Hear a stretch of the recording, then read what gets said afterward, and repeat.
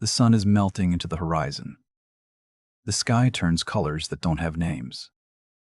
And somewhere in that moment, a phone goes up.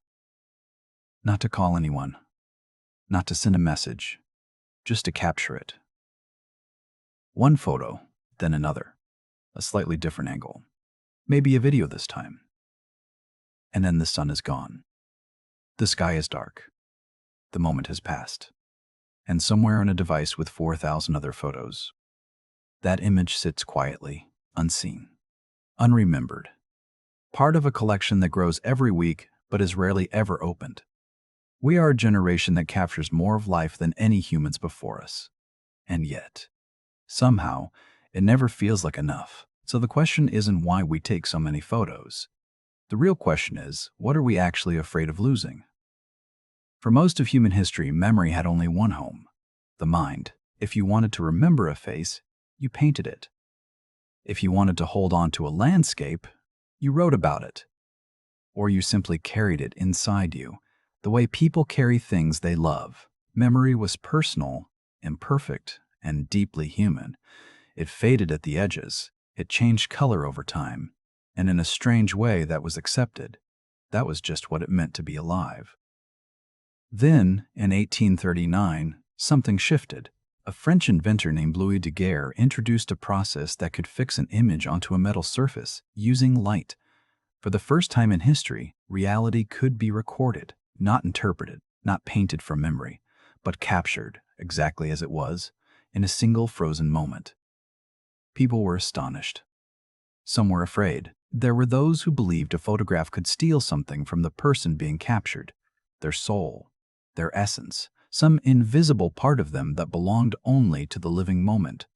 It sounds strange now, but perhaps they were sensing something real, something about what it means when a moment stops being experienced and starts being preserved. In those early days, photography was not casual. It was ceremonial. A portrait sitting could take hours. The equipment was heavy. The chemicals were dangerous. The cost was significant. Ordinary people saved money for months to have one photograph taken. Usually for a wedding, a funeral, or a moment the family agreed was important enough to make permanent. You did not photograph lunch. You did not photograph the street outside your window. You chose carefully because the choice had weight. This meant that every photograph carried intention.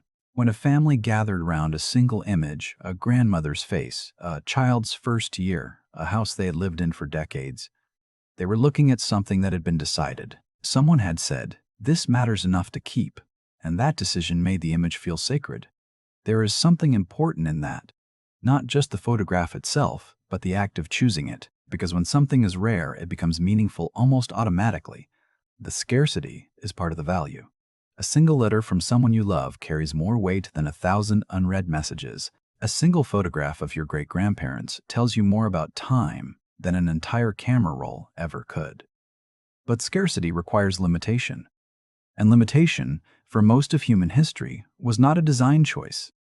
It was simply reality. Photography was slow, expensive, and difficult, and so people treated it with care, not because they were wiser, but because they had no other option. What happens then when the limitation disappears? What happens when capturing a moment costs nothing? No money, no time, no chemicals, no waiting? The answer didn't come all at once. It arrived gradually, quietly, through a series of small inventions that most people barely noticed as they were happening, until one day, the world looked up and realized that the camera was no longer a tool they picked up on special occasions. It had become something they carried everywhere, something almost attached to them, something they reached for without thinking. The shift didn't begin with the smartphone. It began with something quieter. The removal of a single small cost that most people never thought about until it was gone. For decades, cameras used film, and film had limits. A standard roll gave you 24, maybe 36 exposures. That was it. When the roll was finished, you had to buy another one. Then, when you were done, you paid again to have the film developed, to have the photos printed, to hold the results in your hands days or even weeks later. This process created something invisible but powerful, a natural pause between the impulse to capture and the act of capturing. Every time you raised a camera, some small part of your brain quietly calculated, is this worth one of my 36 frames? That question, barely conscious, almost automatic, was a form of editing, a filter between you and the image. Then digital cameras arrived, and that question slowly lost its meaning. Suddenly, storage was not a roll of film. It was a memory card that could hold hundreds of images, then thousands. The cost of one more photo dropped to almost nothing. The pause disappeared, and without the pause, the filter disappeared too. By the early 2000s, people were already taking more photos than ever before in history. But the real transformation came later, when the camera moved into the phone. Not because the camera got better, though it did, but because the phone was already everywhere. It was in your pocket at breakfast.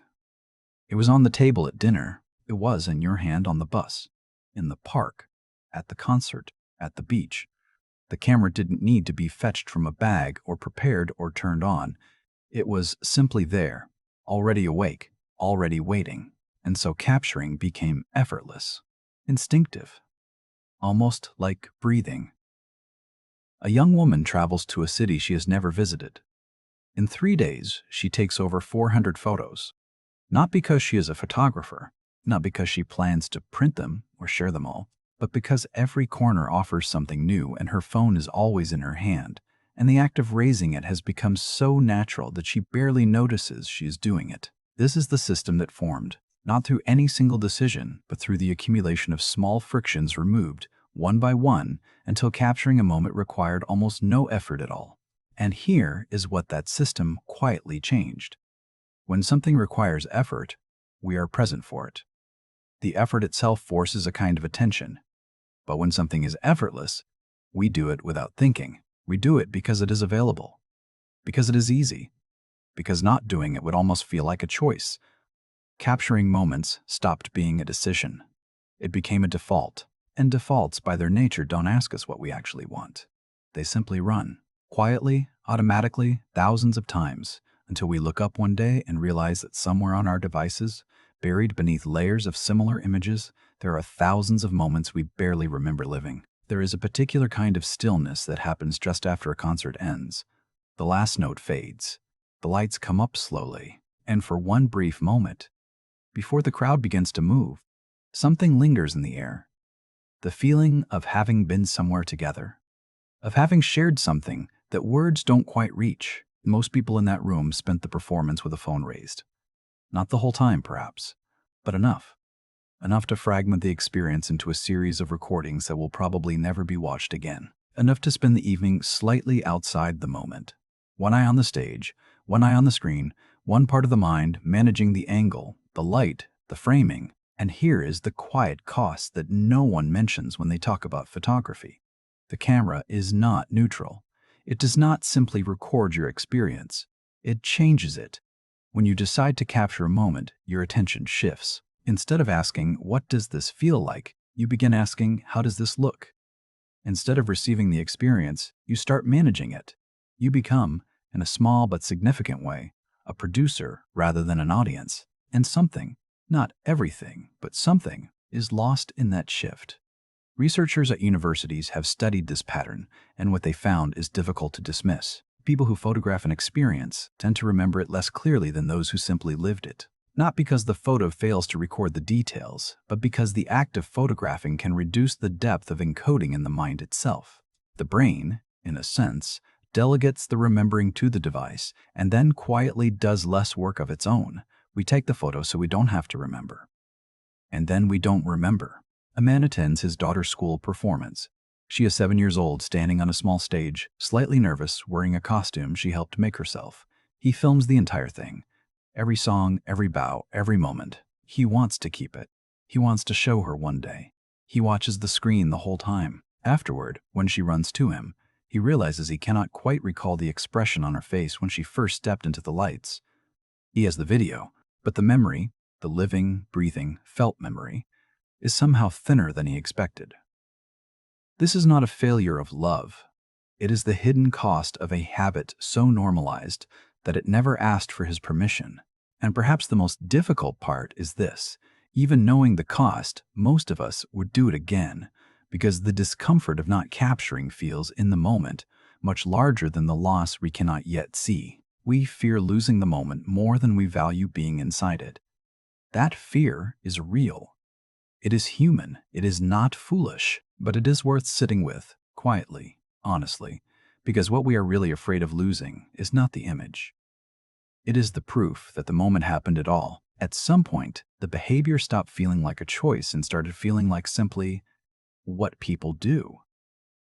No one announced this. There was no moment where society gathered and agreed that every meal should be photographed before it is eaten, or that a vacation without pictures somehow didn't fully count. It happened the way most cultural shifts happen, gradually, then completely, until the new normal became so familiar that the old way began to feel almost strange. Today, the numbers are difficult to comprehend in any meaningful way. More than 1 trillion photographs are taken every year across the world. That figure has been climbing steadily for over a decade. In a single day, more images are created than existed in the entire first century of photography. We are not just capturing more. We are capturing at a scale that has no historical comparison, no reference point, no precedent in any other period of human life. And yet, most of those images are never looked at again. Studies on digital photo behavior consistently show the same quiet truth. The vast majority of photos on personal devices are seen once, at the moment of capture, and then filed away into a folder that grows larger every month but is opened less and less. The camera roll becomes a kind of archive that no one visits, a library with no readers. But knowing this hasn't slowed anyone down, because the act of capturing has become woven into how we relate to experience itself. A holiday feels more real when documented. A meal feels more significant when photographed. An achievement feels more complete when shared. We have built, without fully realizing it, a system where the record of an experience carries almost as much weight as the experience itself.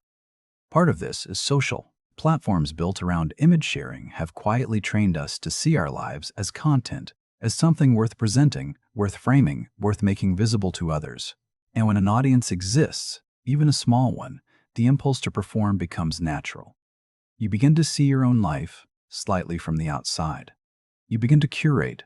A woman returns from 2 weeks traveling alone through a country she has always wanted to visit. The trip was genuinely transformative, difficult in some moments, beautiful in others, the kind of experience that changes how you see ordinary things afterward. She took hundreds of photos she posted regularly. Her friends followed along and told her it looked incredible. Back home, she opens her camera roll to revisit the journey. She scrolls for a few minutes, then puts the phone down. Somehow, the images feel smaller than the actual memory, flatter, like a map of a place she loved rather than the place itself. This is the quiet irony at the center of our capturing habit. We document to preserve, but the documentation itself can flatten the very depth we were trying to hold on to. The photo survives. The feeling it was meant to carry, sometimes it doesn't survive with it. And still we reach for the phone, because the system is already running, because the habit has already been built, because somewhere beneath the reflex there is still a very human need driving all of it, one that has nothing to do with storage space or social media or the convenience of digital cameras. Something older than all of that. Underneath every photograph ever taken, there is the same quiet wish. Not to own the image. Not to store the colors or the light or the precise arrangement of things in a frame, but to say, simply, desperately, in the only language available in that moment, this was real. I was here. And it mattered. That wish is not new. Long before cameras existed, humans pressed their hands against cave walls and blew pigment around them, leaving the shape of a palm in ochre and charcoal. 30,000 years later, those prints still exist, and what they say, across all that distance, is remarkably familiar. I was here. This was real. We have always needed to leave a mark, not out of vanity, or not only out of vanity, but out of something deeper and more vulnerable than that. A resistance to disappearing, a quiet argument against the fact that time moves in only one direction and that everything we love is, in some sense, already leaving. The photograph is just the latest form of that argument, and when we understand it that way, the habit begins to look a little different. Not as distraction, not as shallowness, but as a deeply human response to a deeply human fear. the fear that experience, by its nature, cannot be held, that the moment you become aware of something beautiful, it has already begun to pass. That memory is imperfect, and the people we love will one day be gone, and the version of ourselves standing in a particular light on a particular afternoon will never exist again in exactly that way. So we press the button. Not because we think the photo will solve any of this, but because pressing it feels like doing something, like reaching out a hand towards something that is already moving away. The philosopher Simone Weil once wrote that attention is the rarest and purest form of generosity. To truly pay attention to something, to give it your full presence without agenda, without the need to use it or keep it, is one of the most difficult things a person can do. Perhaps this is what the camera has slowly made harder for us. Not the seeing, but the staying. The willingness to let a moment be complete in itself without needing to be captured, without needing to be proved. There is a kind of courage in putting the phone down. Not because photography is wrong, or because every impulse to capture is a form of avoidance, but because sometimes the most honest thing we can offer, a moment, a sunset, a face we love, a meal shared with people who matter, is simply our full and undivided presence. No frame, no filter, no record. Just the experience, moving through us, leaving whatever it leaves. We will forget some of it. We will misremember the rest. And the parts that truly shaped us will stay in a form no camera could ever capture anyway. Not as images, but as the quiet way they changed how we see everything that came after. Maybe that is enough. Maybe that was always enough. Until next time, my friends, sleep well and stay curious.